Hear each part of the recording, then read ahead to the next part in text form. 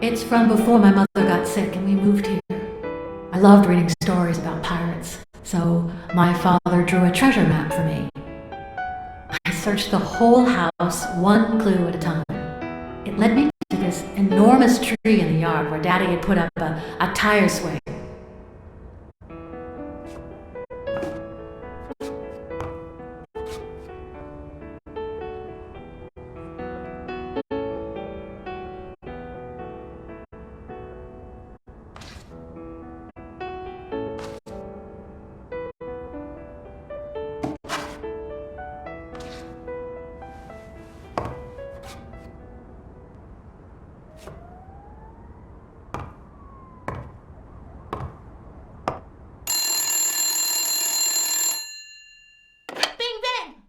Hello, Smirnoff residents. You're dead! No, I got you with my lasso! Can you quiet down, kids? Dunn got killed for stirring the hornet's nest. And you confessed your crime! Kids, please. He'd been investigating athletes for months, including Helen Moore and Al Stone, among others. Dunn's notes aren't all that clear, and I'm not sure what he was after. But I'd say we're facing a widespread corruption case. Well, if you're right, that could be some dangerous evidence. Bring it here ASAP. Sure, but there's something important that I need to finish first.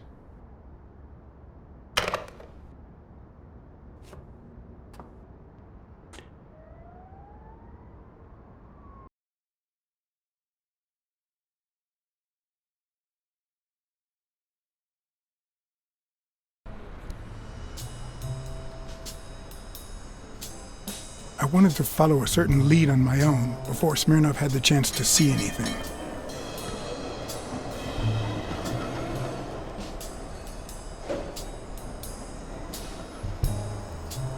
According to his notebook, Dunn had seen Craig Spano at Sam's Diner just 4 days before his death.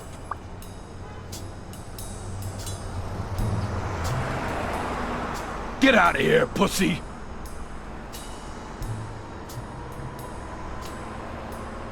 I have some questions for you. Oh, well, maybe I don't have answers for a pussy.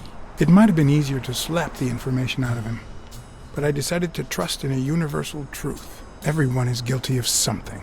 You don't know who I am, right? Don't know and don't care! Come on, spit it out! I'm John H. Blackmore, Public Health Inspector. Oh, yeah, right. There are some real freaks around here, so I have to be firm, you know? Have you eaten? Dinner's on the house.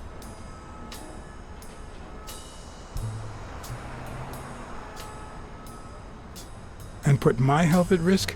Too many food poisoning cases on your record, sir. Will you cooperate? Sure, go ahead. Your call. Always at your disposal, Inspector. Ask away. Fear turned him soft and made him talk. Sure enough, Dunn had been there a few days back with a chimpanzee who matched Spano's description. Apparently, the guy still lived with his father. Dunn said he couldn't stay there a day more. For the time being, he would move into his place. Wait a minute. What does Public Health Services have to do with that chimp?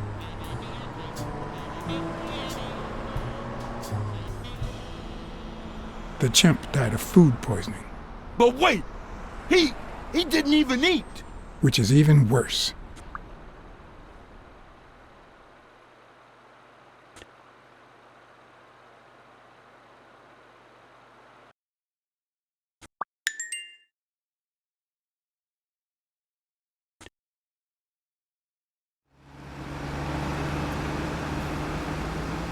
Dunn had taken Spano to his place. I wanted to believe that when Randall Lee broke into the apartment, Spano fled to his former address. But where could that be?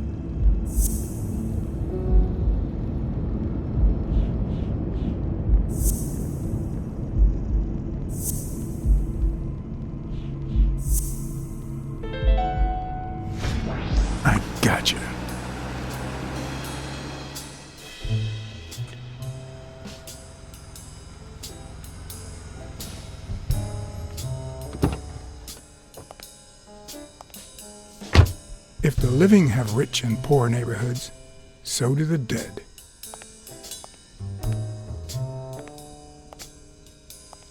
In the mid-19th century, Greenwood became the resting place to the city's most distinguished citizens. Thinkers, scientists, writers, inventors, artists, businessmen, politicians, police officers, thieves, pimps, and murderers.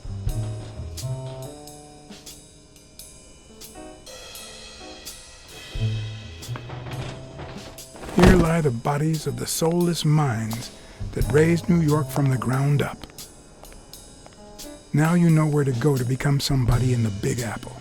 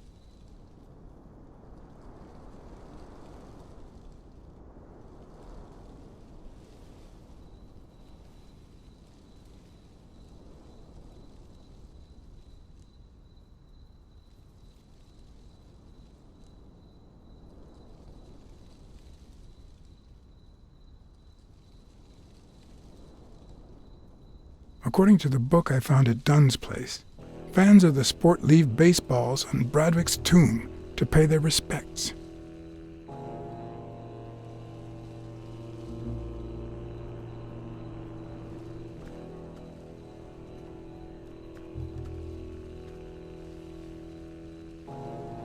The 4 bases guarding their father.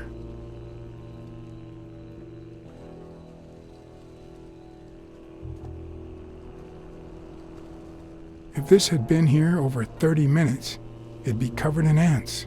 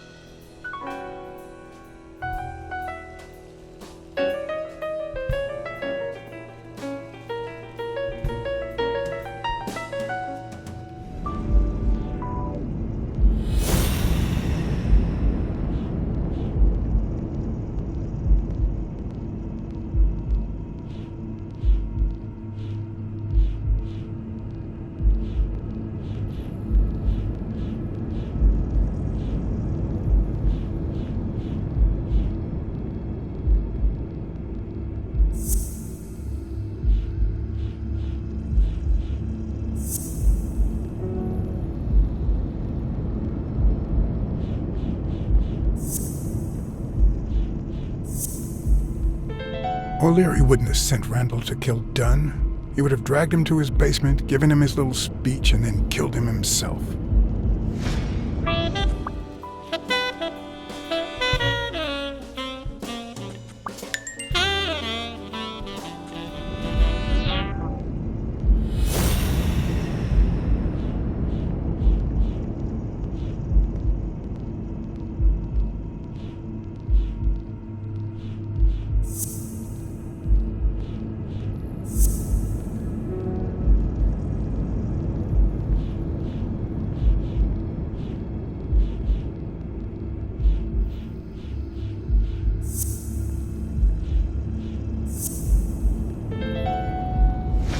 Mitchell, who fought with Dunn during the war, tried to pass as Yale's doctor.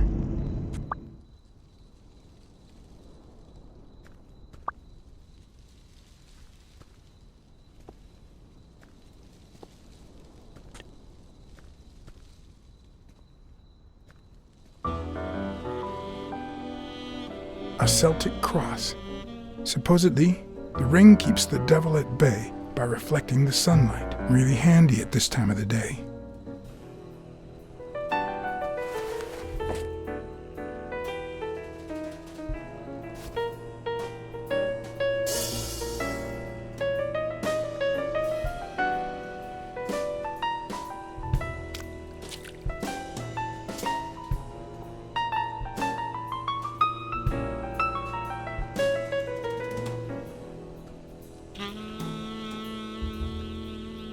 I've never trusted angels. When they fall, they turn into demons.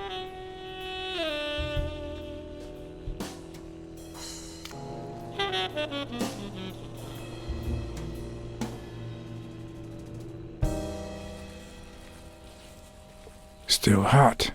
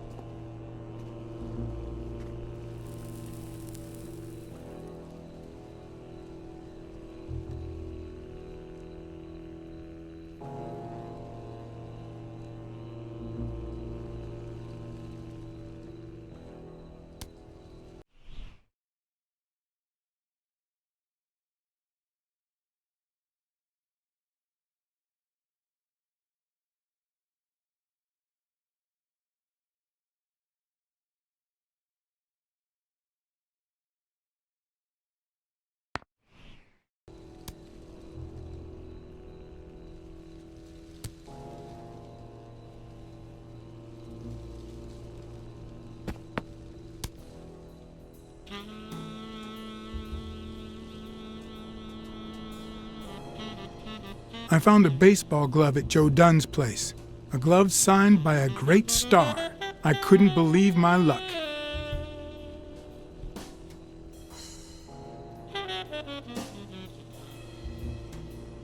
Joe Dunn met with someone at the diner, close to his gym. Then he took that person to his house, so that he didn't have to live at the cemetery. I would have never guessed the person's identity. I'm investigating a case of sports corruption. I think a considerable amount of athletes are involved, both current celebrities and former stars.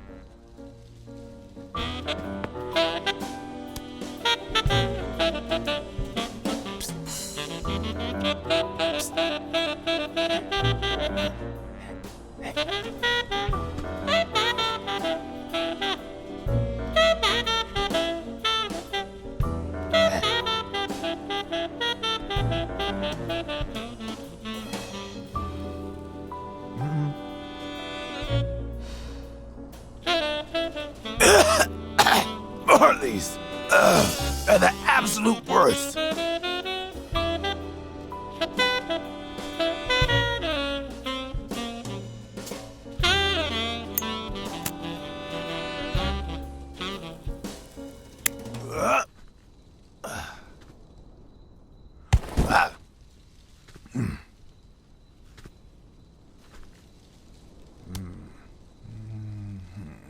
Who are you? I'm John Blacksad, private investigator. How's Joe? One question at a time. It's my turn.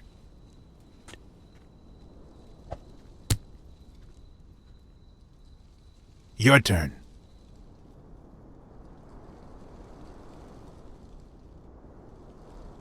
Why did you meet with Joe Dunn? Because he was looking for me. He came here one morning, but I was too embarrassed to come down. Because he left a baseball with his initials on by the tombstone.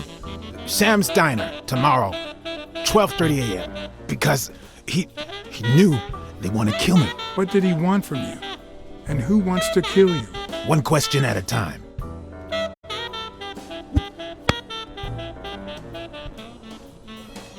How's Joe? What would happen if I told him the truth?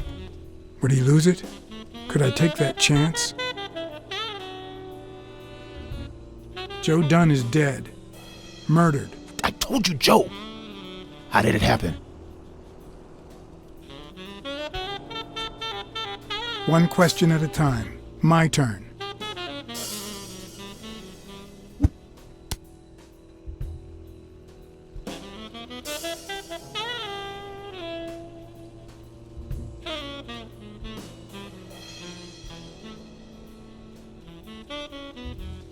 What did Dunn want from you? He wanted to know who was playing dirty in the sporting business.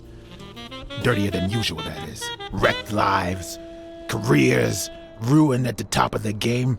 He wanted to know if the same had happened to me. He wanted to know if the end of my career and my disappearance had anything to do with all that. He wanted me to confirm who was behind it all. The guy who had him killed. Our old friend, the surgeon.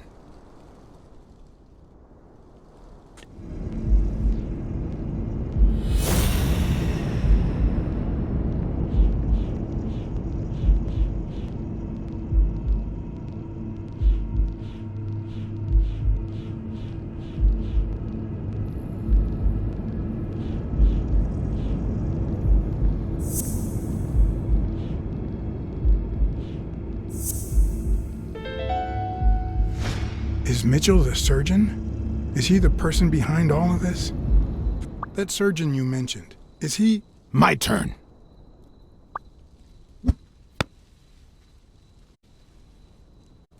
I want to know why I should trust you.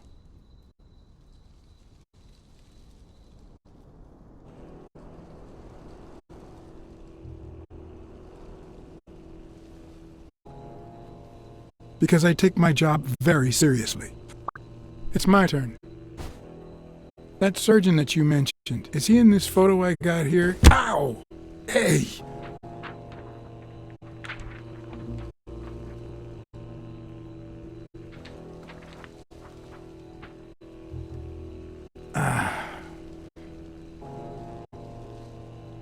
Hey, that toss was...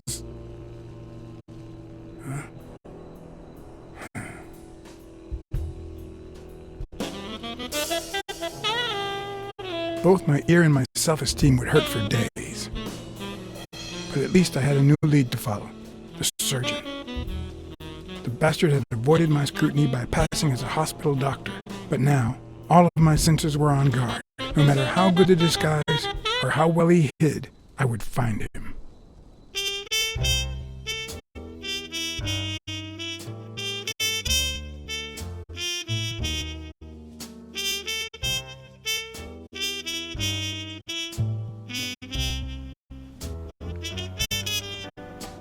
So, what you're saying is, one, there's a corruption scandal involving all kinds of athletes. Two, our puppet master is a surgeon named Mitchell, a man who happened to fight in the war with Dunn, right?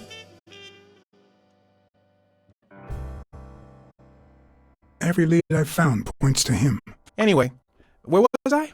Number 3, right? 3. Since Dunn was on his trail, Mitchell hired an anteater to get rid of him.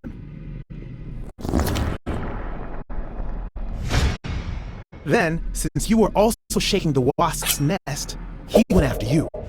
But the anteater made a mistake, and Mitchell killed him to cover his own tracks. And, wait, 4. The key to all this lies with a common friend of Dunn's and Mitchell's, Craig Spennow. Do you really trust him?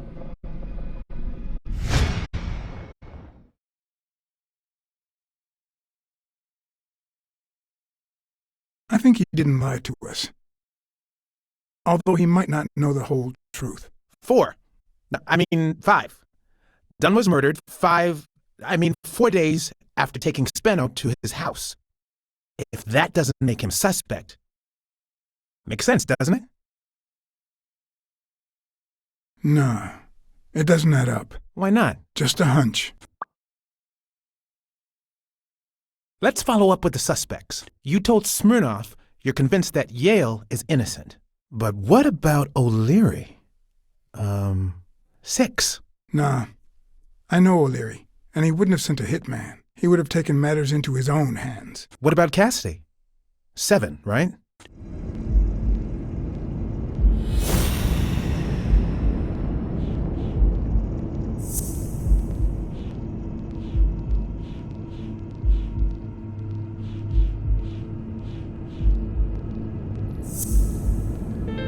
I think it's safe to rule out Cassidy as Dunn's murderer. He seems too impulsive to have planned such a twisted crime. Whoever planned the whole thing knew the suicide theory would fall through, so he manipulated the clues to incriminate Yale. Cassidy is too impulsive to pull off such an intricate plan. So, you're right. Mitchell is the one pulling the strings. And you know why? Because in novels, the murderer is always someone the detective knows from the beginning. Well, that could be the case in British novels. You know, where everyone in the mansion where the murder took place is a suspect. But this might just be an American whodunit, where the detective doesn't even meet the culprit until the last scene. You mean we still don't know who's pulling the strings? I didn't say that. How did it go with Helen Moore? I didn't get anything, even though it started out really well. I asked to interview her along with her boyfriend, Al Stone. Since I'm a big shot, they were happy to oblige. Perfect. Now, time for the interview. I'll go back and forth so you don't get bored. So, who goes first?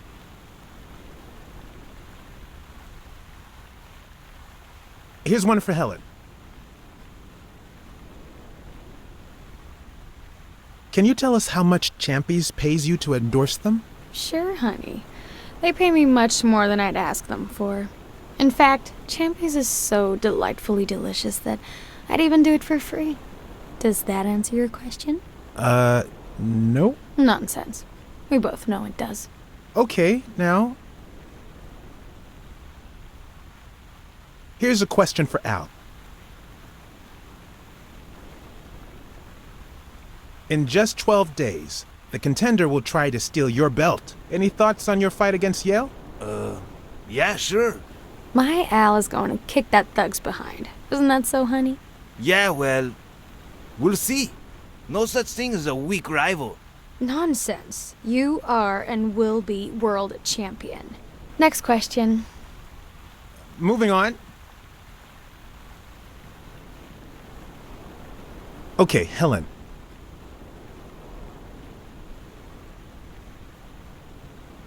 Dating a boxer can be dangerous. Aren't you afraid that those blows to the head will take a toll on his intellectual capacity? Honey, take a look at my man and then look at yourself. You really think I'm with him because of his intellectual capacity? Helen! Write this down. Nothing will change my man. His smarts, manliness, and integrity are all boxing proof. Now what? So, Al.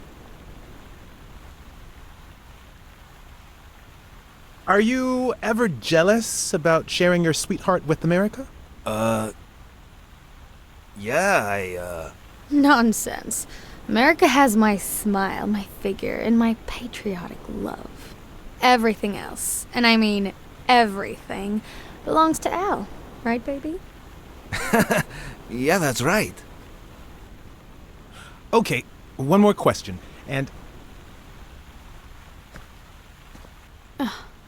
Al, honey, can you answer it? I've got to go say hi to a fan. I'll be right back, Mr. Pulitzer. Wait. You mean she stopped smiling when that fan showed up? Yeah. Could you describe him for me? I'll be able to show you something as soon as I'm done developing these pictures. And actually, I thought it was odd, too. So while I continued to interview Stone, I managed to take some pictures of Moore and whoever her mysterious fan was.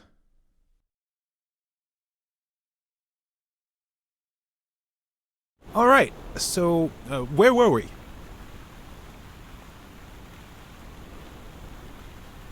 Let's get that picture taken.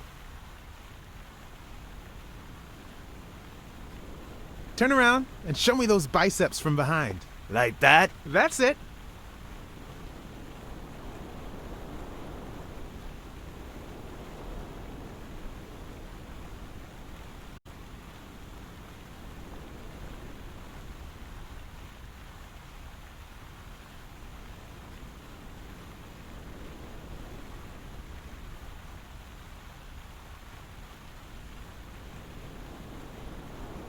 Wait, I accidentally moved. Stand still. I'll take another one. What's with me today? Don't move, please. Now we got it. Should we keep at it? I'm going to take one more, all right?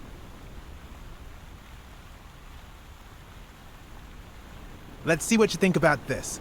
Close your eyes and rest your chin on your fist. The boxing thinker. Like these? Exactly.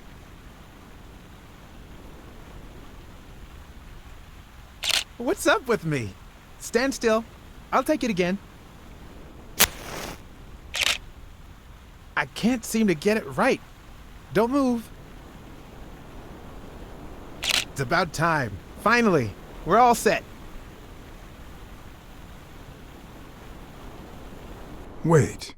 So, are you telling me the photos are developed?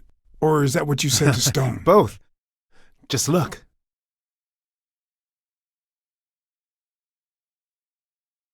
Who's that guy? I know he's not a fan. You should have seen her face when she saw him. Look at his hand. Is he pulling something out of Moore's purse? Or putting it in? How much do you think each bicep weighs? A lot. But less than your tongue. You're hilarious.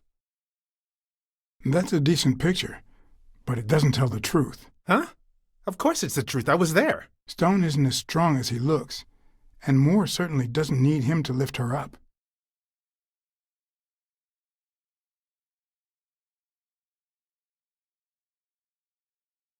I think she only smokes when she's nervous. What was making her nervous?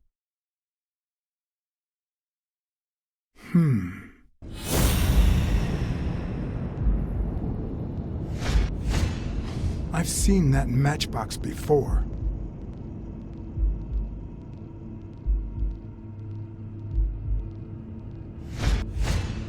Wait, that's him. Who? Mitchell, the surgeon. Seriously?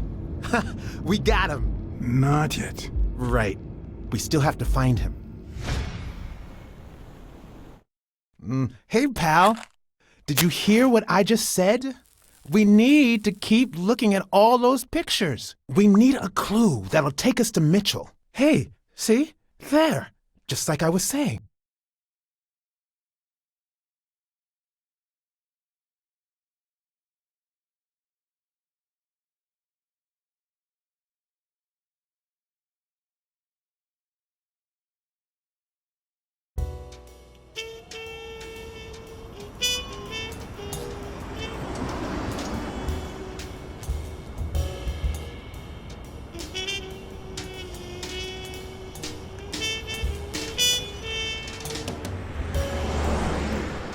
Brawls aren't even the worst part of my job. Sure, you may take a beating, but at least you get the chance to defend yourself. But when you're sitting in your car all night, there's no way out.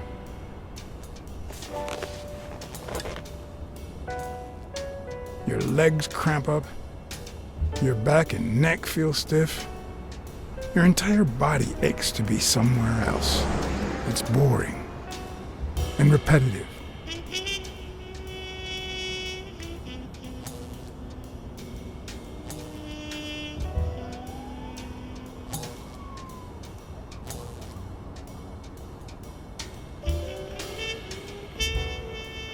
People were finally leaving the place. The bar was about to close. And I hadn't seen Mitchell go in or out.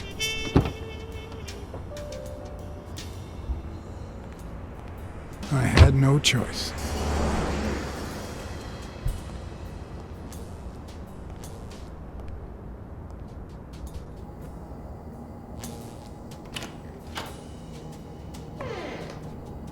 I see you took me up on my invitation. And you're smart. You knew not to come until my anti-fur regulars had all cleared out. I can't say no to good advice. Or good bourbon.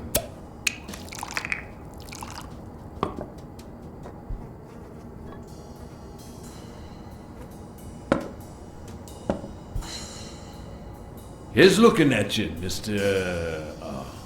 What was your name? As far as I knew, La Iguana always stayed neutral. He played poker with Cassidy. But his joint was used as a gambling drop-off for O'Leary's operation. Did it make sense to keep faking it? Or was it too dangerous not to? Blackmore. John H. Blackmore. I knew it. Although your Texan isn't half bad. Let's just say I represent certain sports lobbies I'd rather not talk about. I understand. My pleasure, Mr. Blackmore.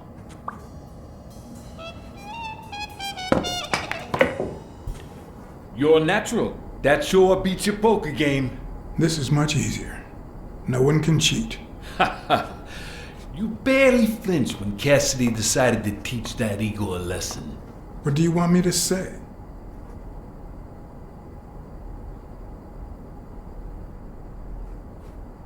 If Cassidy hadn't ordered his barber to kill that man, I would have done it myself.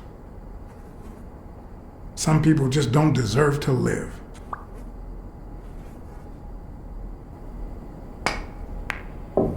Damn it. Well, nobody's perfect. Tell me, what do you really want with Cassidy? I just don't understand your motives. The truth is, I represent certain interests which make Desmond O'Leary my enemy. If you know anything about their rivalry, I rest my case. Don't worry about it. I was only curious. So, what about me? What do you want from me? No one comes to La Iguana just to drink and play pool. I'm looking for one of your regulars, Dr. Angus Mitchell. What for?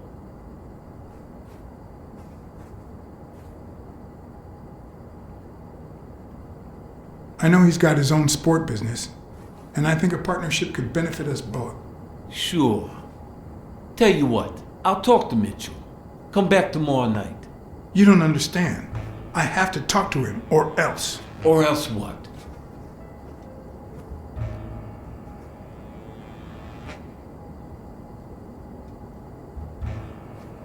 You'd be losing your chance to make a pretty penny.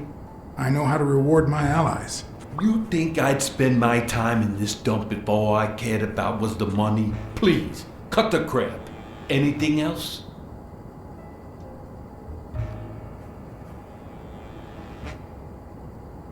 I don't think Cassidy would be too happy about the role his poker buddy plays in O'Leary's gambling operation. I'm sure you understand that. Son of a bitch. All right. Give me your phone number, and I'll give you a call when Mitchell shows up. No. You're gonna call him right now, and you're gonna give him this message. But when you're sitting in your car all night, there's no way out. Your legs cramp up, your back and neck feel stiff, your entire body aches to be somewhere else.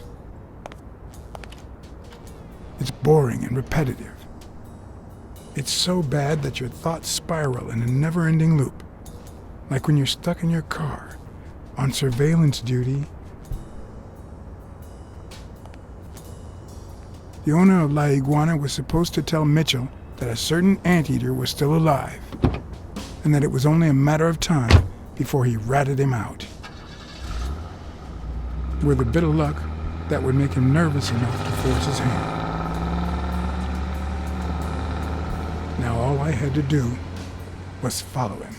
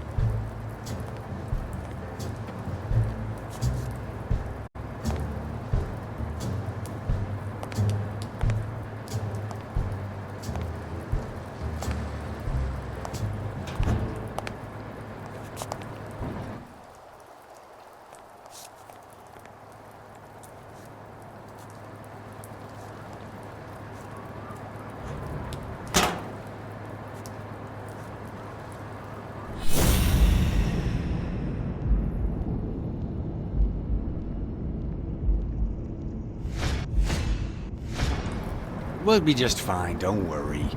Gil, stand guard right here. If the cat shows up, you know what to do. I'll be back in an hour.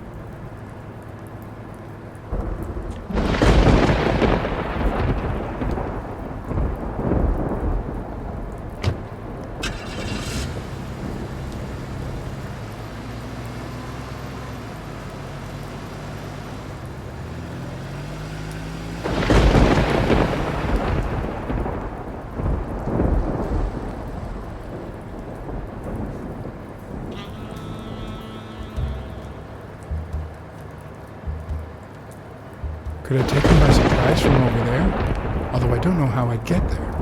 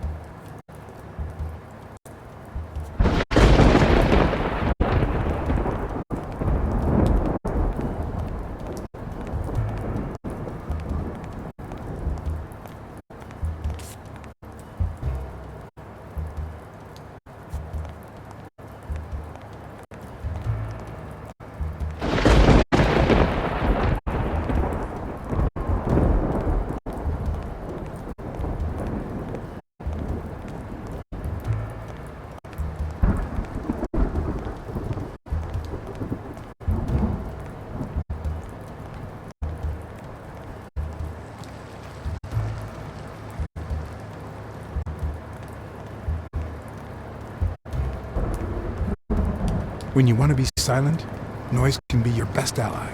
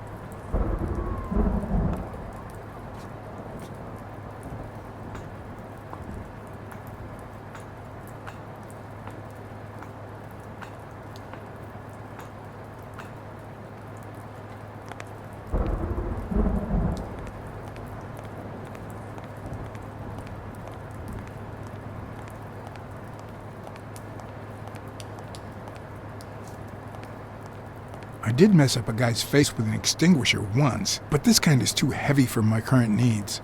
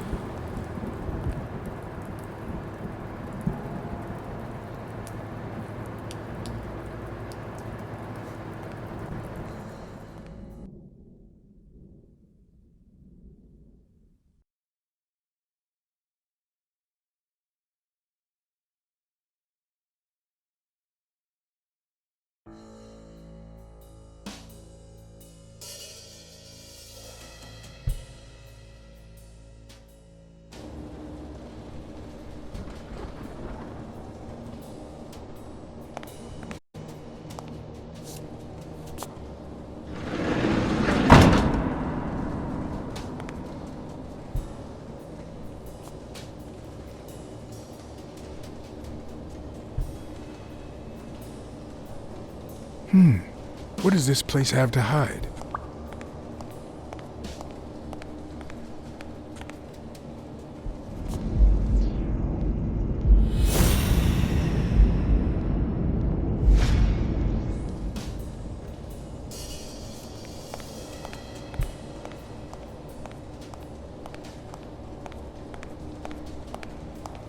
Will I need help? Who would I call?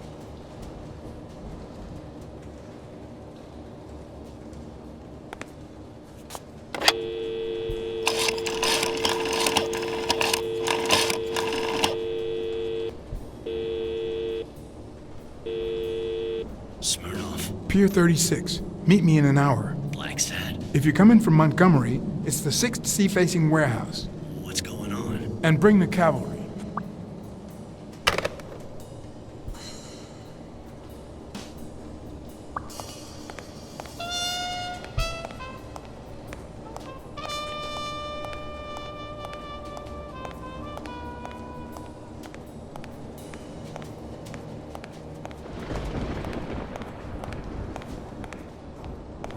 According to this, the warehouse belonged to a Canadian import company.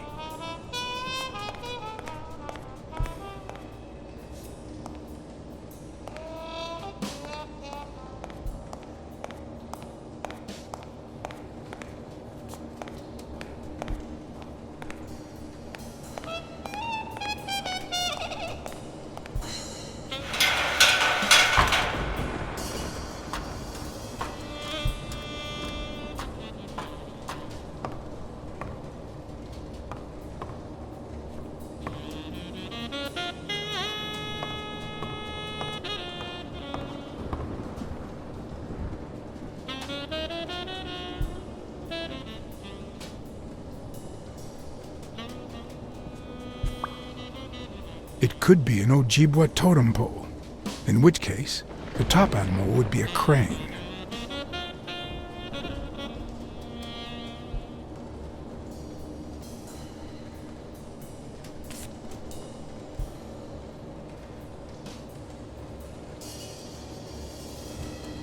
If I'm not mistaken, these are incense sticks, used in cleansing rituals. A dream catcher. It's supposed to protect children during the night, trapping all evil in its spider web.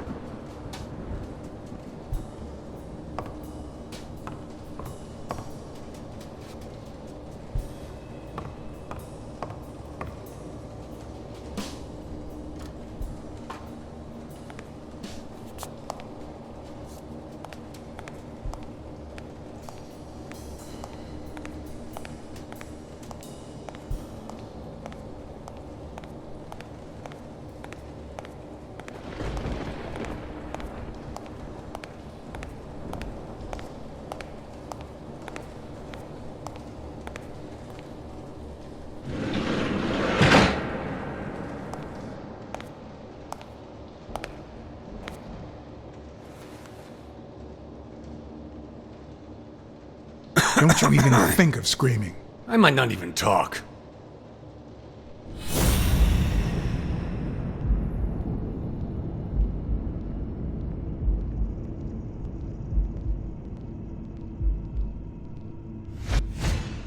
It looks like an arrowhead.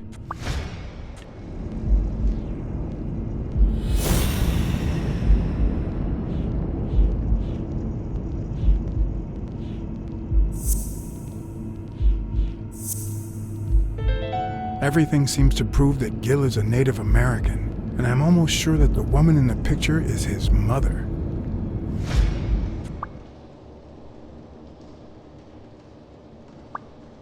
You know who'll always believe in you? Your mother. My mother never lost her faith in me, and I gave her plenty of reasons when I was a kid.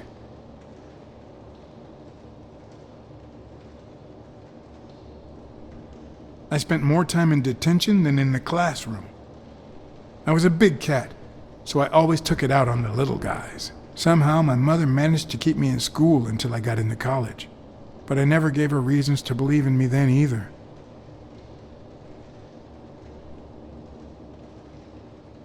I made new friends. The type of friends that convince you to do things that wouldn't make a mother proud. Then Pearl Harbor happened. I got drafted and sent to Europe.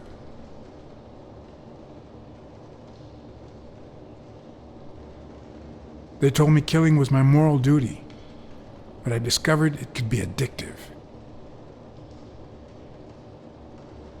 Not all victims were Nazis. But when I got back, I was treated like a pariah, a veteran outcast who never should have come back in the first place. And yet, my mother never ceased to...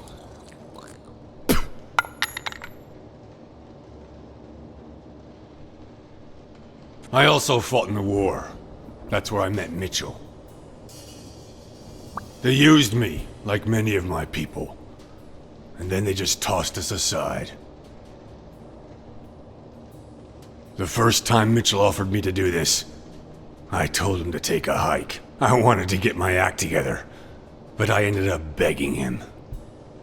I don't like Mitchell. I don't like the things he makes me do. I don't like that German rat either. But what I like least of all is myself. I don't like what I did during the war, and I don't like what I'm doing now. Do you know what it's like to kill a friend for the sake of the mission? Huh. But my mother, she always thought I'd make amends and start anew.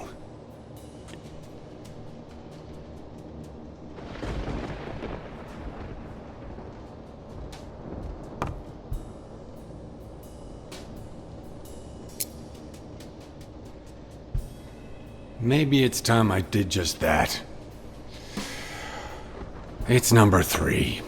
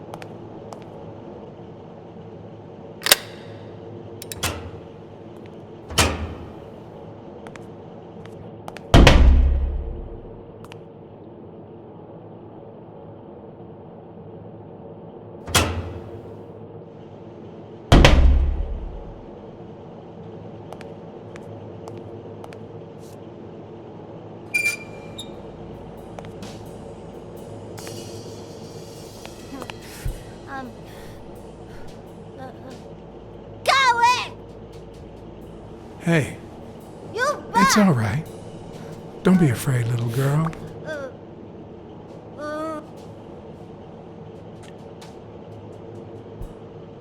I don't want to scare you, okay? Peter, no hurt.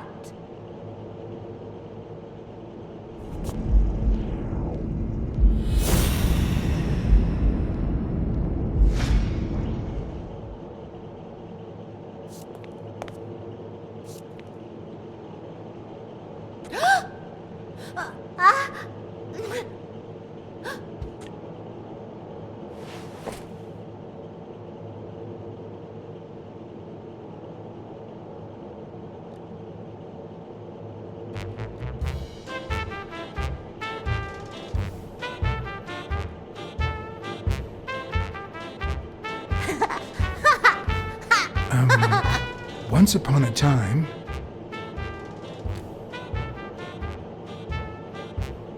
Once upon a time, there was a good girl called... Brunhilde.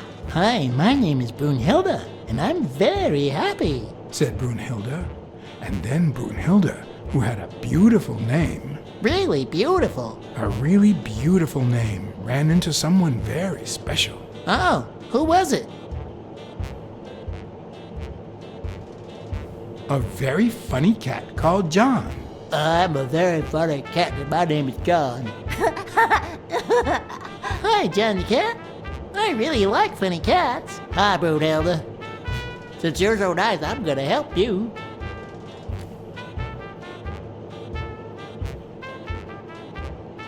Get out of the cage, too. Nein, it's sad.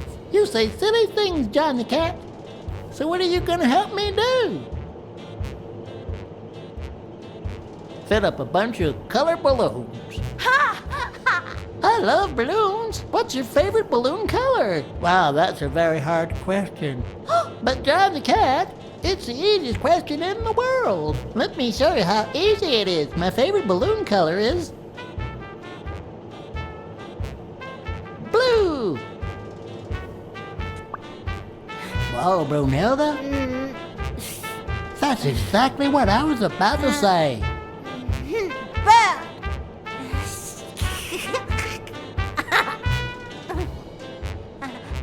Bird. John. Brunhilde. Fund.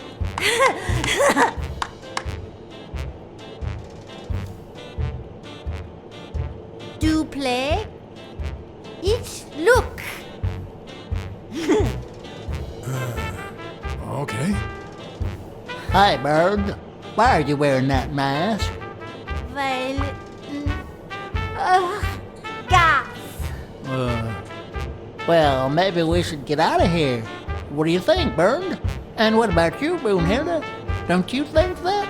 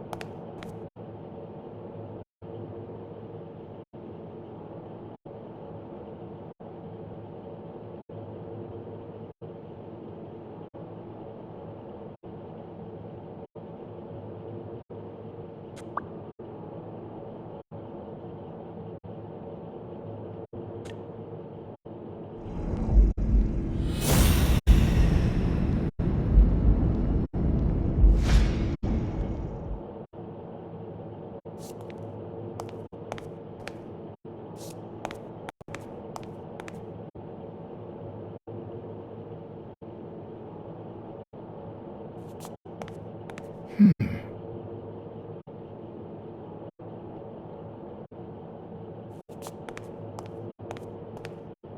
list of names, somehow related to chemical agents?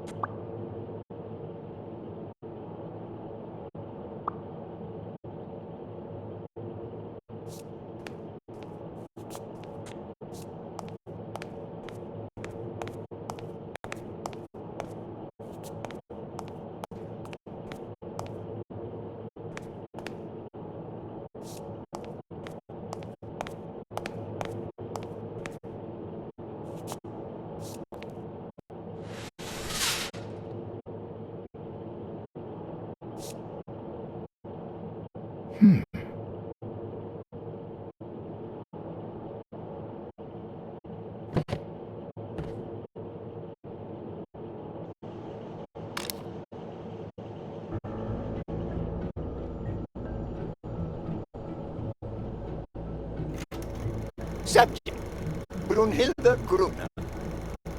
Treatment: Day 1500. The patient's ability to speak continues to diminish. Now she can only pronounce the occasional word in German.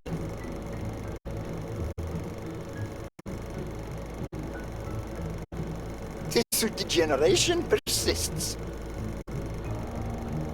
And yet, perhaps due to drastic reduction of benzylprodine dosage and an increase of ibuprofen, we have observed a 3% of deceleration of said degeneration.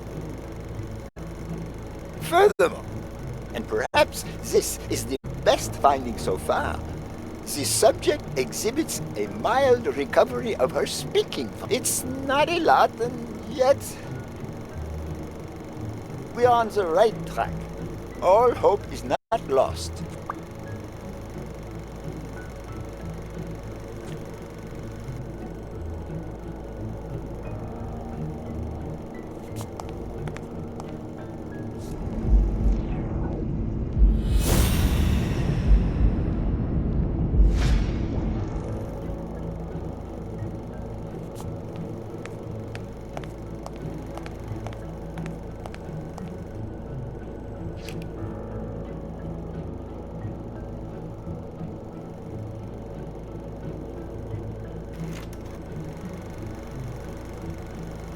Subject: Craig Spano. Treatment: Day 0. The subject is a veteran baseball player who has lost speed, strength, and agility due to the regular aging process. The patient refers intense pain on the right scapula, most likely caused by an old injury. The goals of our medical approach are twofold: to relieve pain caused by the prior injury so that the subject can play without symptoms, and to help the patient regain the physical condition lost in the aging process, thus allowing him to perform at elite levels. Treatment: Day 120. The patient no longer feels pain when using his right arm, circumstance that allows him to pitch without fear. So far, the only side effect seems to be a slight euphoria experienced 3 hours after dosage, which subsides 4 hours later, taking the patient on an emotional roller coaster of sorts with bouts of mild trembling. Treatment: Day 341. Moments of euphoria and boosted physical performance have become increasingly short, while the ensuing periods of depression and weakness have become longer, including severe tremor. Although we have met all therapeutic goals, we will proceed to terminate the treatment in order to avoid causing irreparable physical and mental damage to the patient.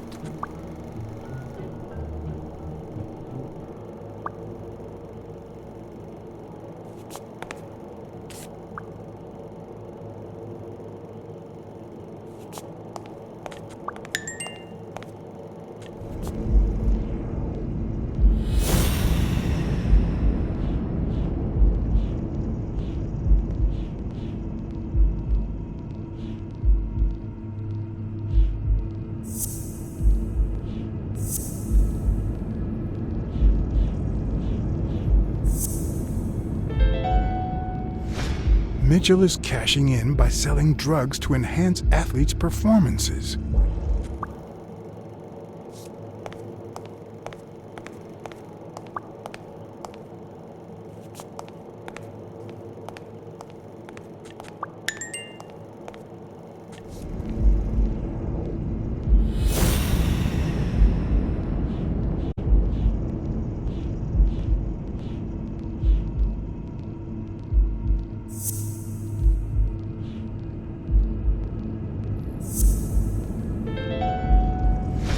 The worst part of Mitchell's scheme isn't that it's illegal or unethical, it's that he didn't even care about compromising the athlete's health.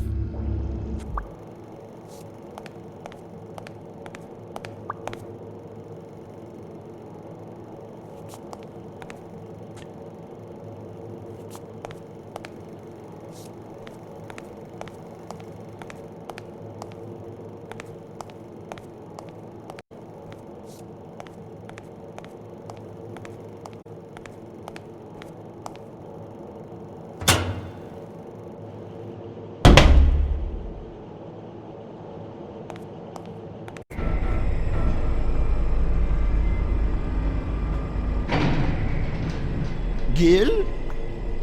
You know you're not allowed down here. You know you're not allowed. You bastard! I kill you right here, right now! I don't know. You don't know? I know you're testing drugs on that girl. Brunhilde? No, she's my daughter.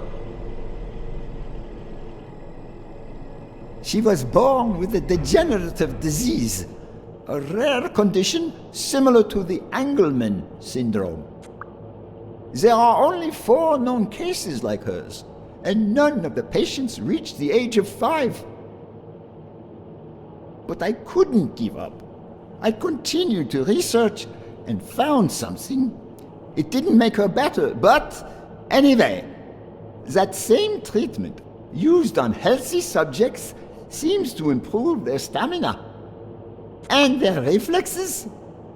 It also seems to improve their pain threshold. Somehow, the Reich heard about my experiments and tried to recruit me to create super soldiers.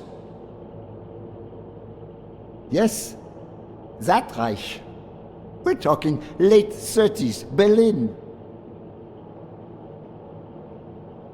I escaped with Brunhilde and came to your country. But the American military also heard about me. I spent the entire war experimenting with drugs on soldiers. Some were highly effective, I must say. When the war was over, my experiments were discarded. I was forbidden all access to the drugs, and Brunhilde got worse. But then God sent me Angus Mitchell. We had met during the war, and he came to offer me a deal. I would make drugs for athletes, and he would sell them. With my earnings, I could pay for Brunhilde's treatment. What else do you want me to say?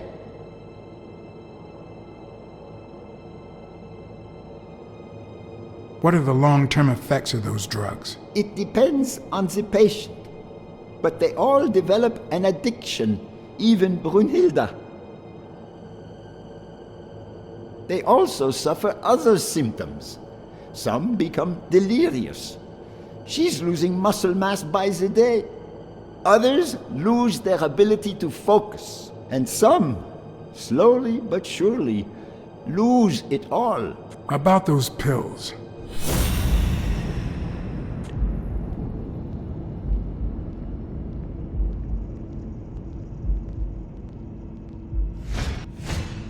There was a bottle there before.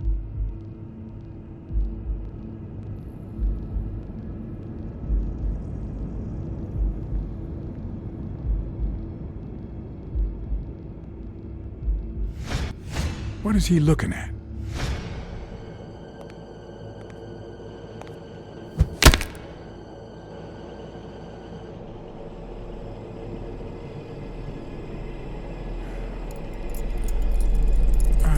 dwell on it, Josh. You had to tell him the truth in order to protect Brunhilde. I would have done the same thing. Finish packing up your things and stop torturing yourself, okay? Thanks, Angus. I won't be long. Oh, honey. You like living here? Yeah, me too. But we have to go somewhere else, and it's all that bad cat's fault. Yes, sweetie. We're going to a new home now. A prettier one, and you'll be happier there. Now go with Papa, honey. Give him a kiss. Go on. Give him a kiss. Go on.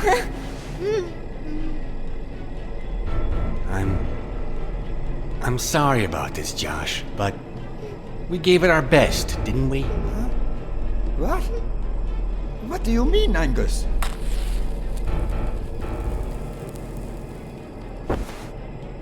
I wish it hadn't come to this. Angus, what's wrong? Goodbye, Josh.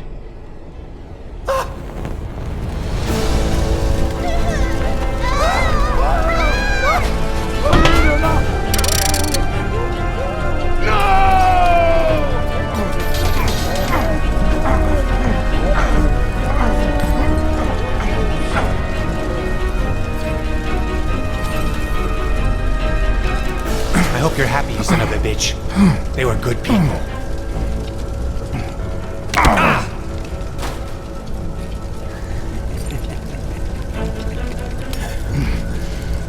I hope that made you feel better. I like it when you smile.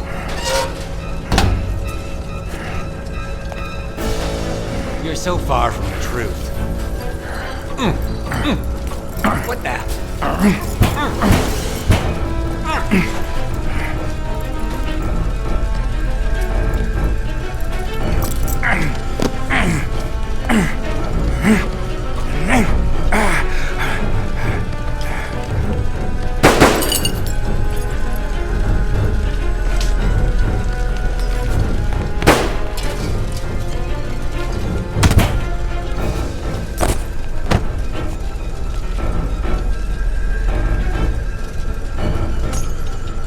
The mask would buy me a bit of extra time. The question was, how much?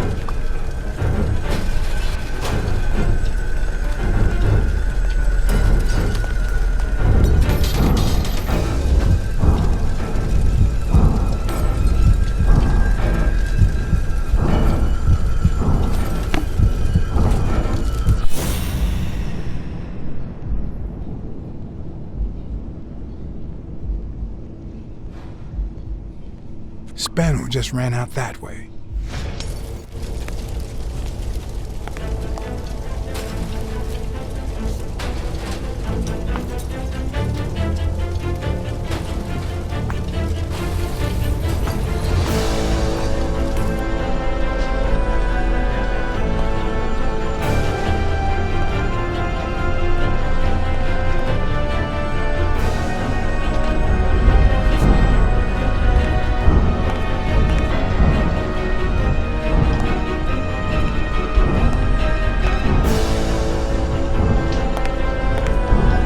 The mask was barely working. I needed fresh air.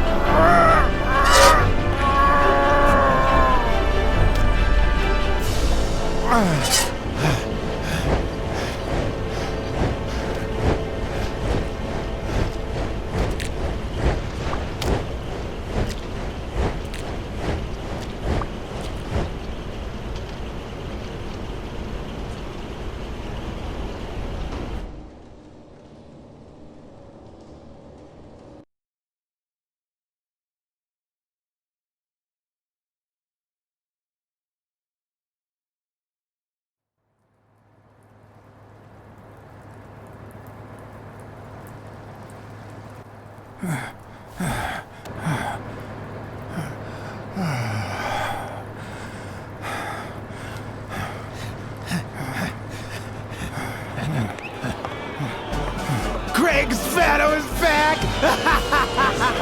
Did you miss me? Who wants to see a home run?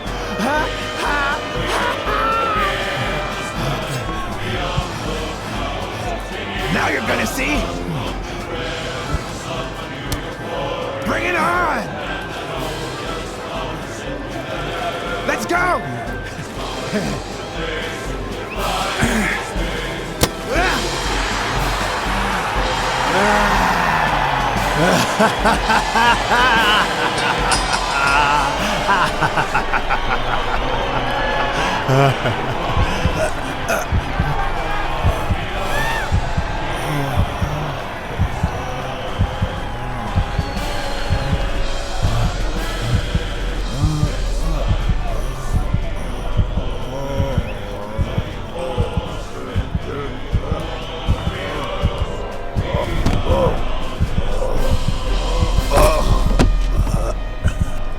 No.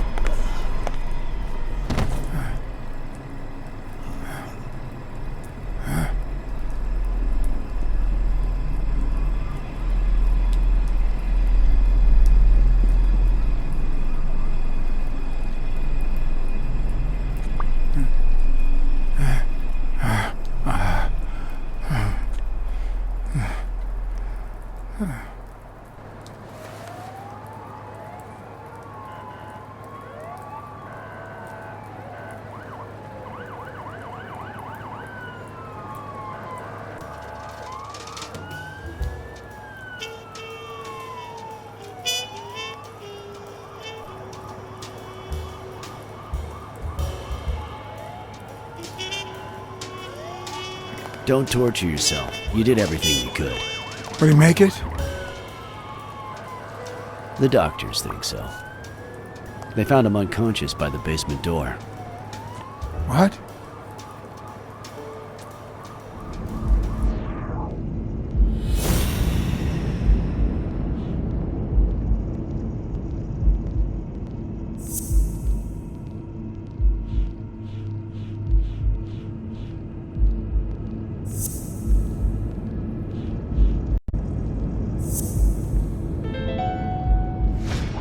Could Gil have blocked the basement door from the outside to kill Mitchell? You think? That's a serious accusation. Are you sure, or is this just a theory of yours? I'm positive. Gil told me himself. Mitchell practically forced him to work for him. And I've got reasons to believe that Gil is a bit trigger-happy. Besides, I'd say he wasn't even really unconscious when they found him. That he was just pretending. Huh. You think Gil was involved in the previous murders?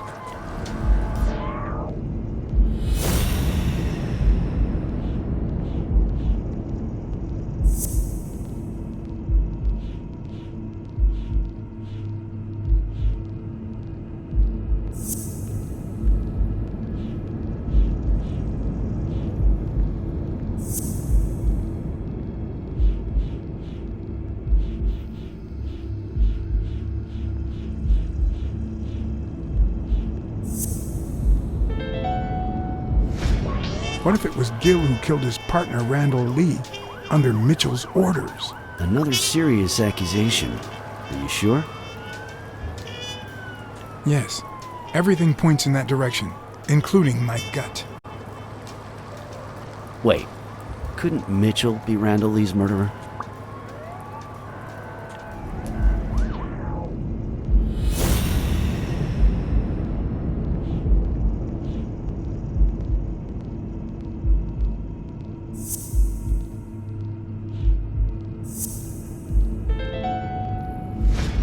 So he misses with 2 shots at point-blank range, and then he hits a guy smack in the forehead from across the street? No. Mitchell is not the sniper who wiped out Randall Lee. Yeah, I guess you're right. But we still don't know what caused Craig Spano's death.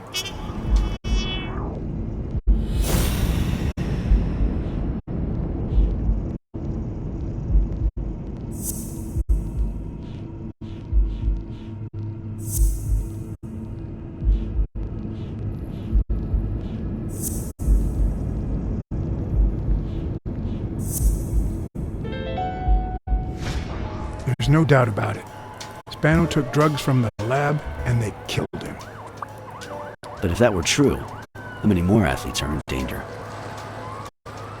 And most importantly, who are they? Is Bobby Yale involved? I didn't see them all, but write down these names. Peter Lowe, Xavier Chains, Helen Moore, Bill Goldman, Miles Benton, Alexander Wood, Jacob Ziegler, and yes, Bobby Yale. Thanks. Saving lives for a change, huh? In any case, thanks for the call. I was starting to think you'd never trust the police again.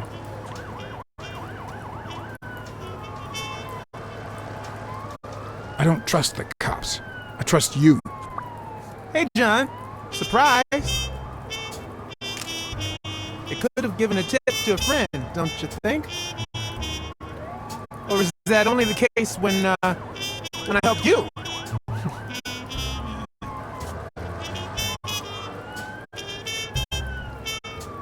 Get that guy out of here.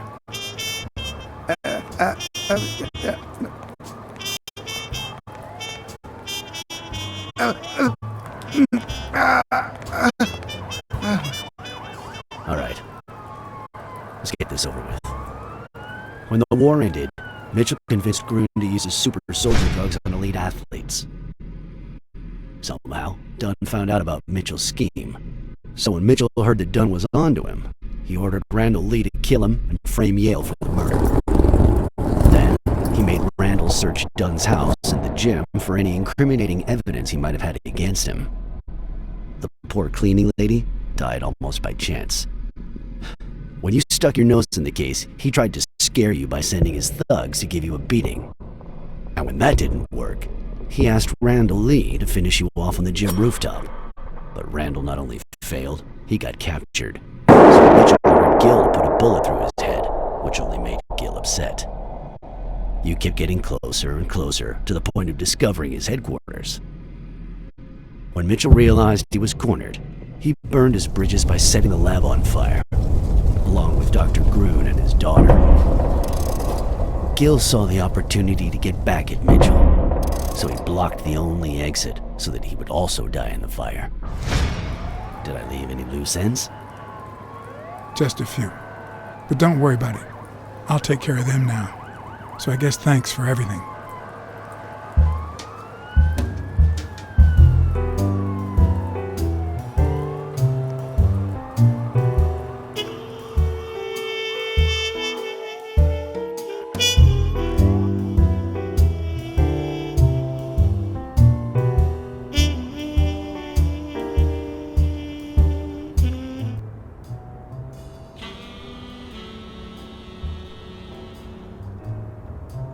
In your classic noir films and novels, solving a case never amounts to a happy ending. The detective is always left with a sense of bitterness. A feeling that, before he took the case, the world was a better place. That he was a better person. Come on, now speed it out. Sometimes I just let my character get the best of me. What do you want from me? I told Stone what I knew, that he was going to let Yale win, that if he didn't, O'Leary would destroy Helen Moore's career, and that Moore was doomed either way, or would be as soon as America discovered her sweetheart was on drugs. I don't believe you. No way. Who sent you? Today, nobody. And what if I did believe you? What would that change? If I don't do this for her, how could I ever look her in the eyes? How could we stay together? You think you'll stay together when you lose your title and they accuse her of doping? At least I know I tried.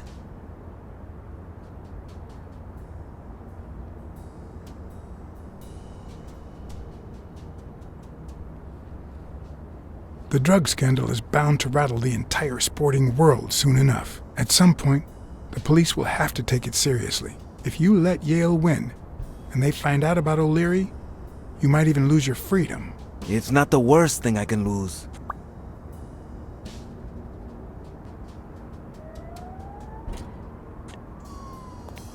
Suit yourself.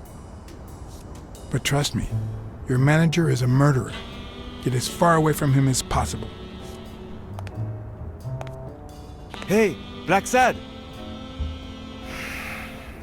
I'll think about it.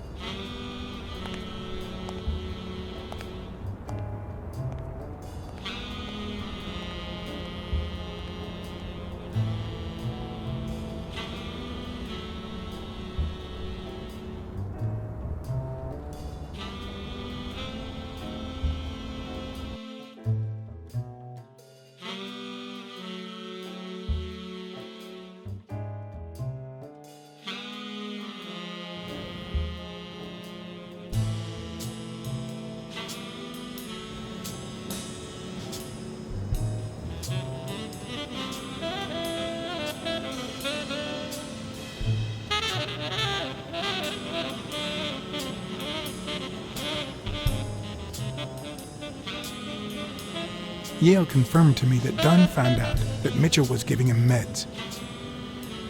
That was the reason they argued the evening of his death.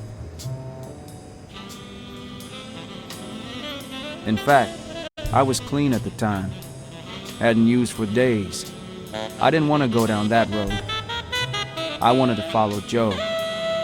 But he discovered everything. He didn't believe me when I said I had nothing to do with it. But you used again. Only after his death. I needed to cope. But the drugs gave you a panic attack. Yeah. But I've been clean ever since.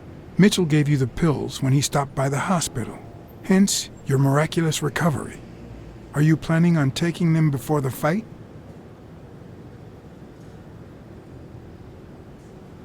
Don't do it, Bobby.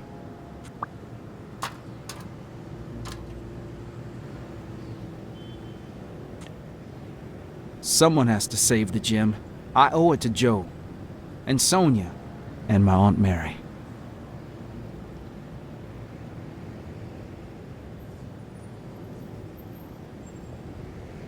Your father would never have done this. What? I told Yale everything I knew about his father's death. I couldn't say how he took it. Just like I can't tie it to the mysterious drowning of Desmond O'Leary, who appeared dead in the Hudson River next to Pier 27 several weeks later. Sorry about your Aunt Mary. She was a good woman.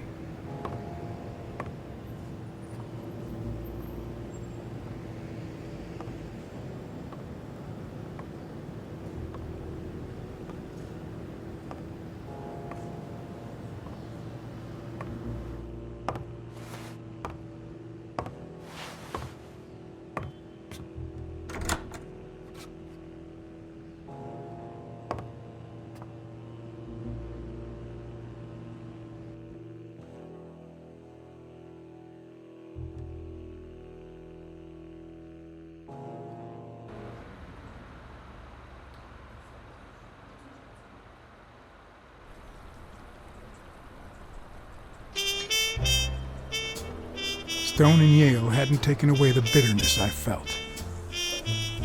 I needed a friend. He was outraged that I hadn't given him the tip, but he let it go as soon as I bought him a milkshake. After the perfect storm of corruption and murder, only friendship could reconcile me with the world. Only that could make me believe in mankind again. Only that could cleanse my soul.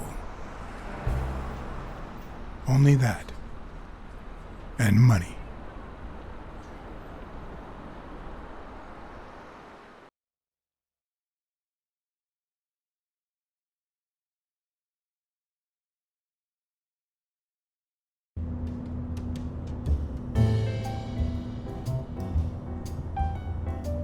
In your standard noir novel, Yale and Stone would be punished for breaking the rules.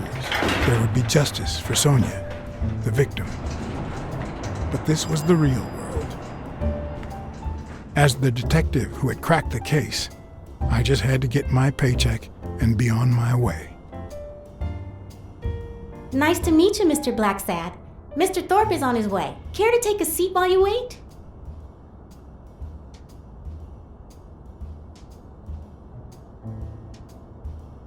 Did he tell you why he's running late? He'll be here in a minute. Please take a seat.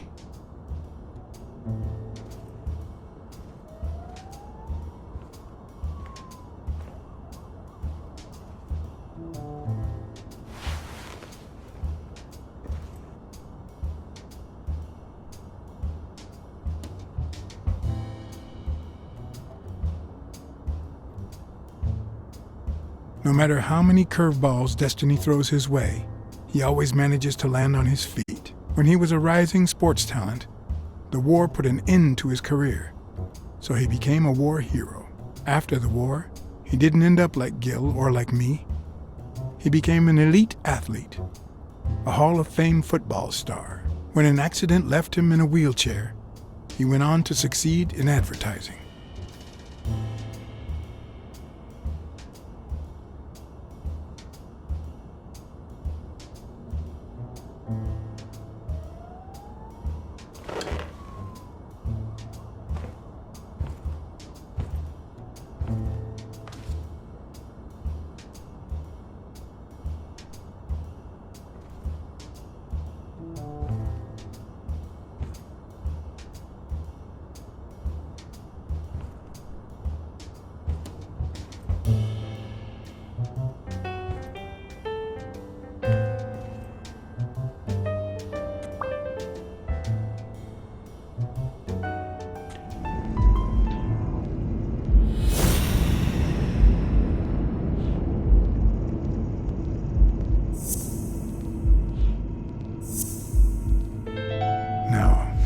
That's not possible.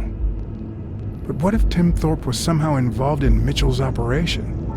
Mr. Blacksad? Mr. Thorpe is running later than expected, but he insists on meeting you, if you don't mind. Sure, as long as you help me fight off this boredom. That's not in my job description, but...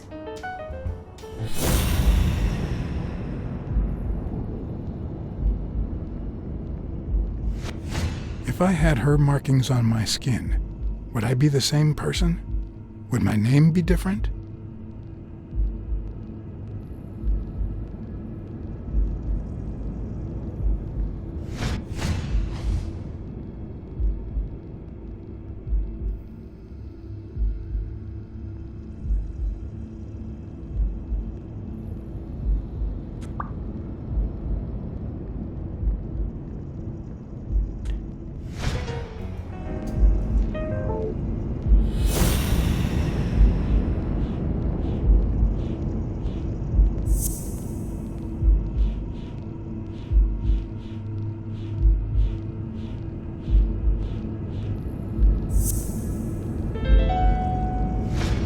If my hunch is right, there should be a meeting with Mitchell noted somewhere in Thorpe's agenda.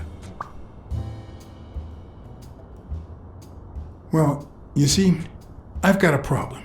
In order to figure out how much Mr. Thorpe owes me, I need to know what day I started working on the case. But I can't remember. You wouldn't have that written down, would you? It sure wasn't on my shift. I'd remember. Let me see.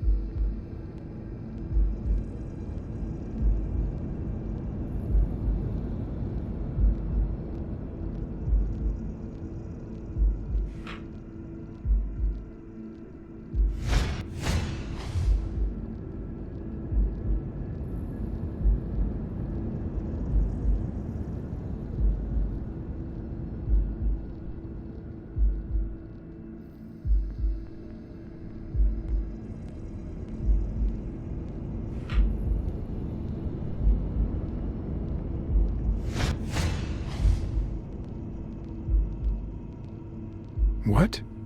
Dunn was here 2 days before he died? Why didn't Thorpe ever mention that? I'm sorry, but your name's not on here.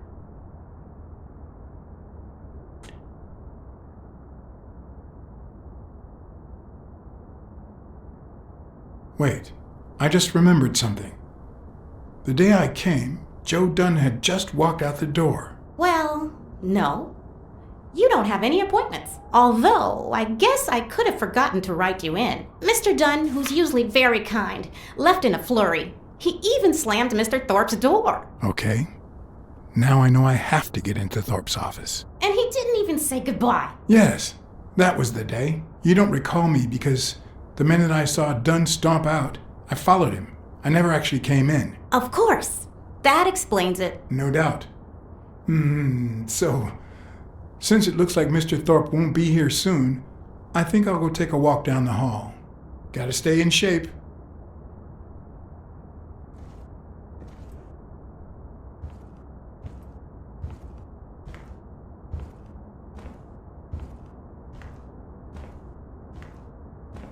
Come on, Thorpe. Tell me there's a back door to your office.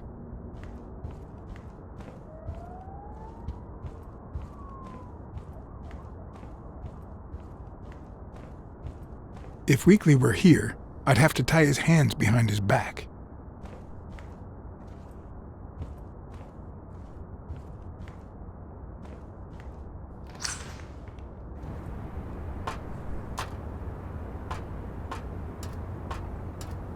Cats aren't afraid of heights. That's why I've never felt vertigo.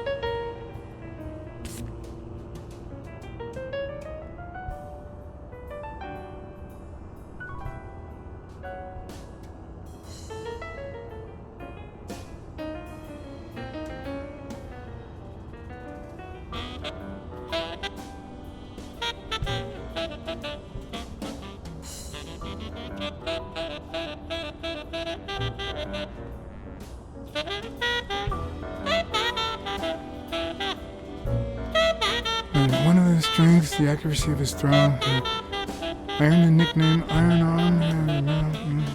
I used to throw the ball in 50 and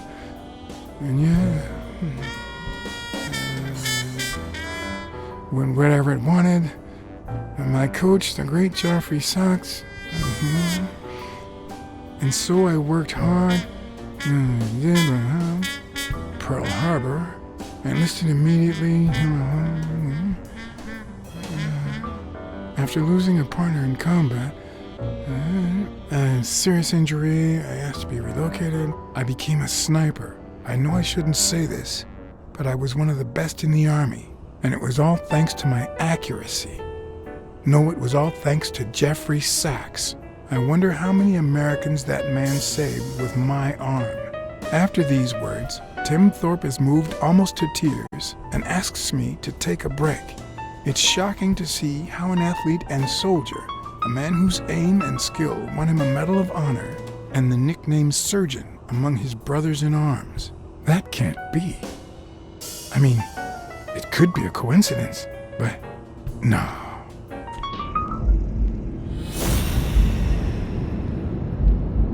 Why am I surprised? In every investigation, there comes a point where every single lead seems to go down the drain. And you have to retrace your steps to get back on the right track.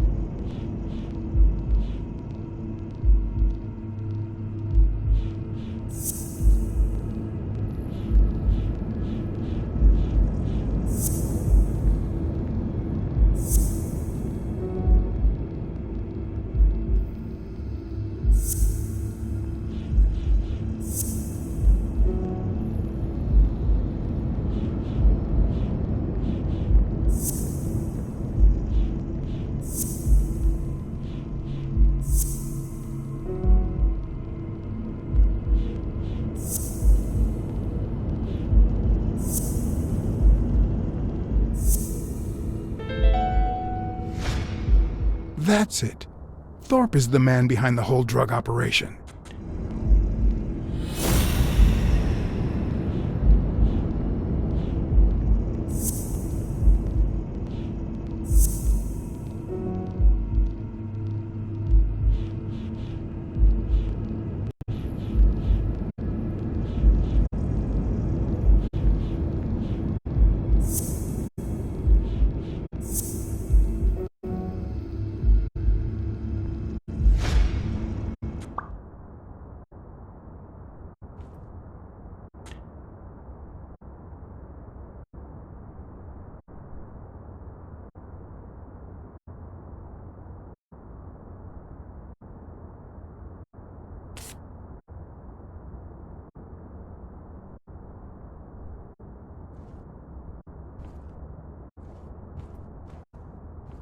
It's a bit strange to see no office chair behind a desk, until you remember the desk's owner is in a wheelchair. I better not use it. It might be connected to the switchboard at the front desk.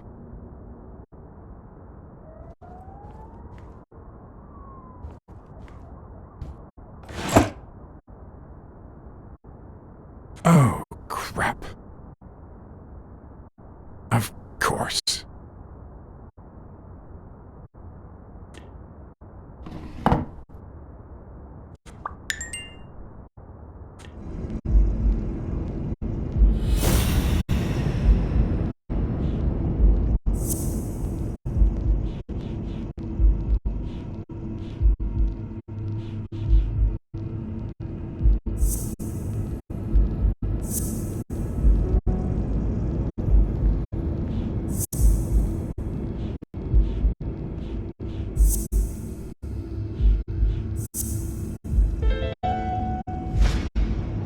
Wait, what if Groon's drugs helped Thorpe walk?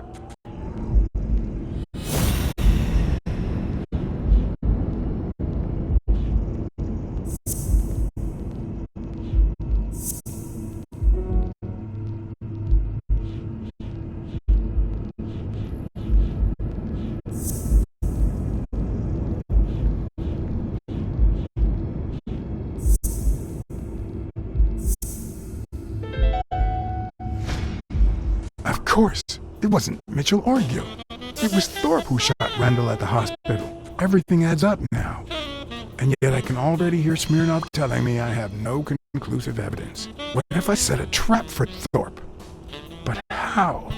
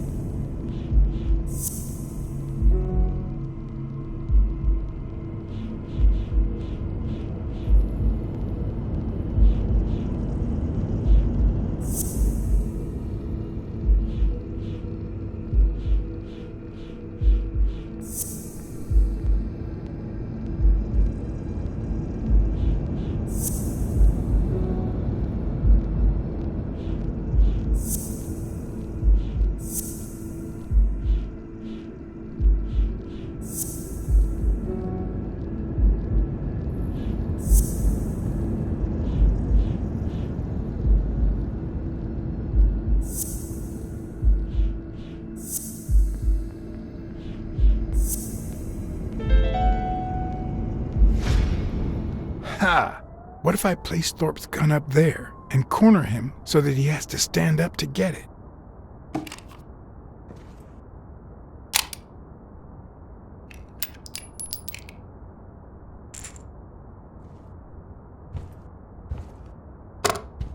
The show was about to begin. All I needed was an audience and some patience.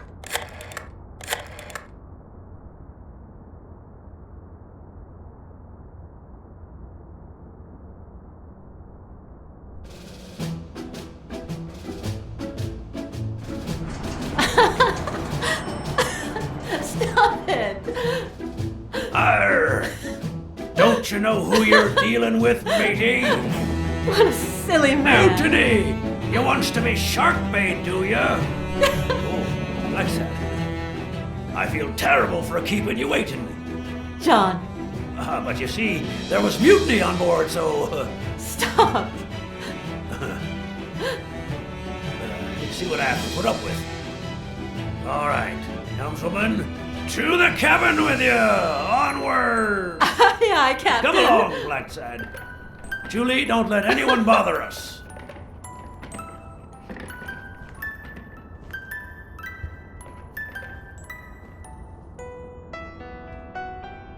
Honey, will you wait in the boardroom for me, please? But... I'll just be a minute then. I think you've already suffered enough. Okay. And think about where you'd like to have dinner tonight, okay?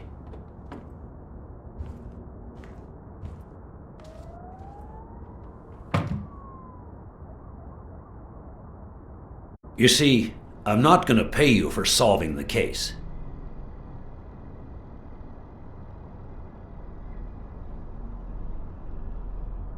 Fair enough. The truth is, I didn't solve it. No, it's not that.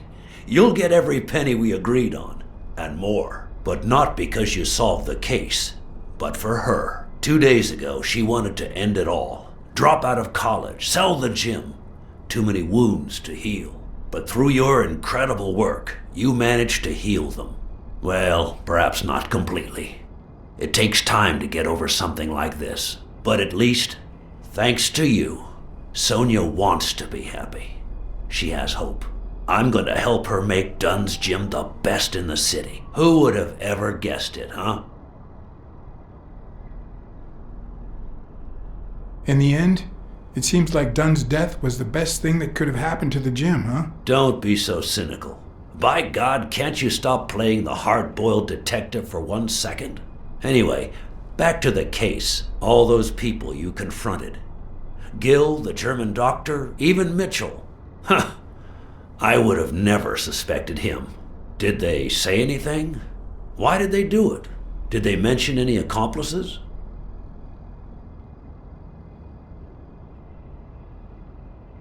They did mention a certain surgeon.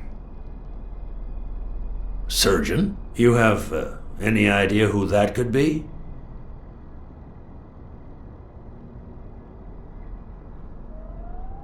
A journalist told me. Ring a bell?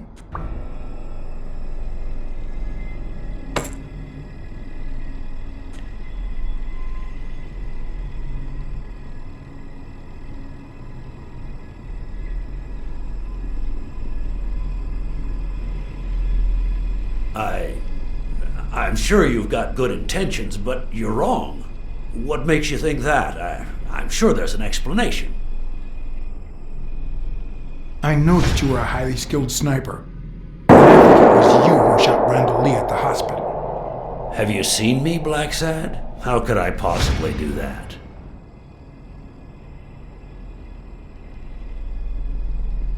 I know you ordered Randall Lee to kill Joe Dunn. And you tried to frame Bobby Yale, who had recently given up your medical services. Joe was my friend. Don't you get it?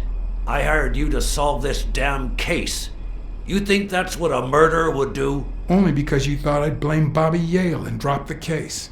But as soon as I realized something wasn't right, you sent Randall Lee and Gill to give me a scare. And when all that failed, you ordered Lee to kill me. You're the type that won't open his jaws once he's got his prey, aren't you?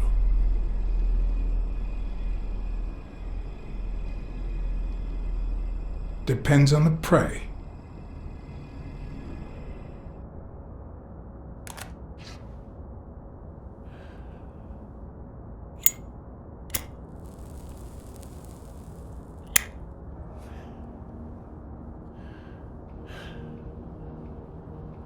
Put yourself in my place for a minute. You're a promising football player who just got back from the war, but you're still a nobody. The man you saved kindly opens his house to you, and that man is still undone by his wife's passing. He works all day at his gym, and he drinks himself to sleep at night. So you practically end up raising his daughter. You give her her very first abacus. You encourage her to further her education. You comfort her when she misses her mother and her father.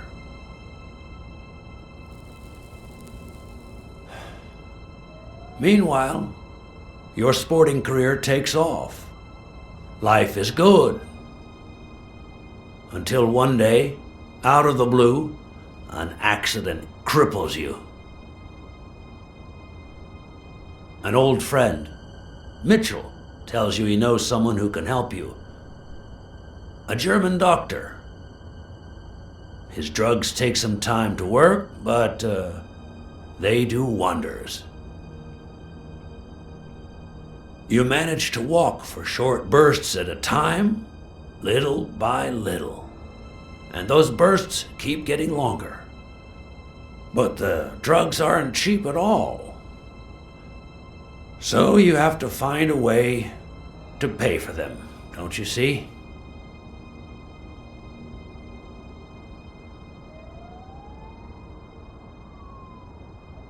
So you started by selling drugs to athletes. Then you decided to start an advertising agency to hire those same athletes. Drugs would help them excel, and you'd get better ad deals. The perfect business model. Your first client? Craig Spano. His career had hit a rough patch, so...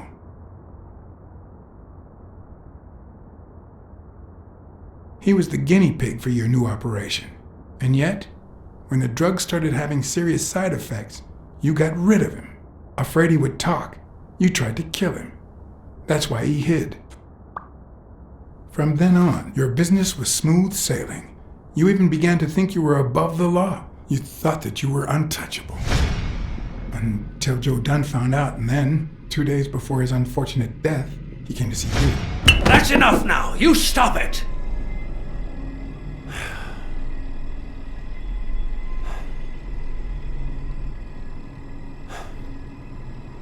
Now, I don't know if I'm above the law, but I am sure as hell not beneath it. Do you know how much power I have? The kind of people I eat with every day? I could shoot you right now, and nothing would happen to me. With that gun you keep in your drawer? I'm afraid not. I placed your pistol out of reach, just in case you happen to confirm my suspicions, Ironarm. And now, if you'll excuse me, I have an appointment with the police.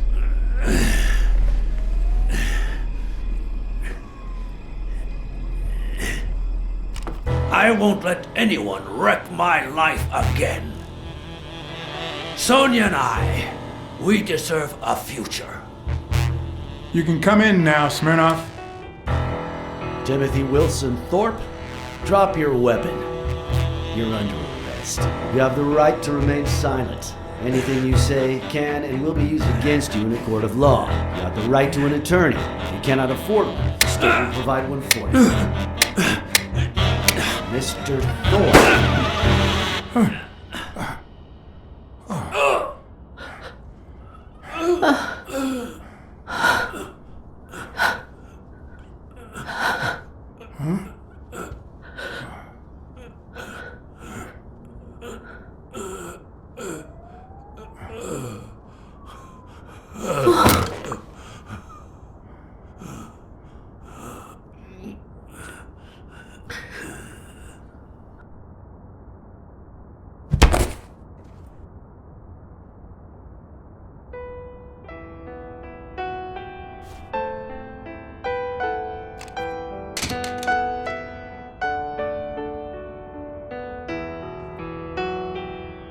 Sonia Dunn, you are under arrest for the death of Timothy Wilson Thorpe. You have the right to remain silent. Anything you say can and will be used against you in a court of law. Just shut up.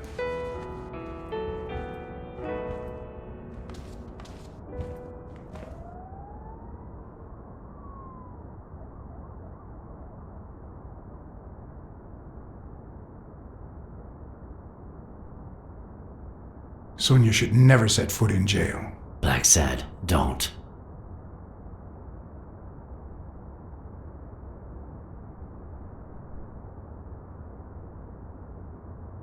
You and I have done similar deeds. You remember, right? If you're gonna arrest her, arrest me first, and then arrest yourself. No, there's no way this could work. How do we hide this? John? I'll put the bullets back in the gun. Thorpe had me at gunpoint, but I was faster.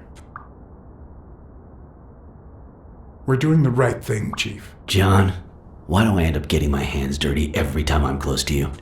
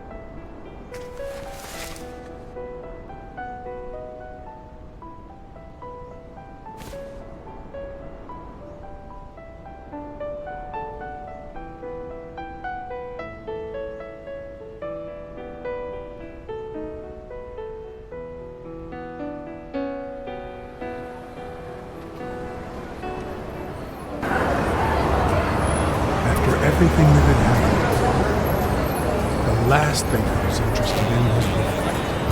Did Yale take drugs before the fight? Did Stone let him win? I had done everything in my power for things to go the way my moral compass dictated. Whether anyone would listen to me, that was another story.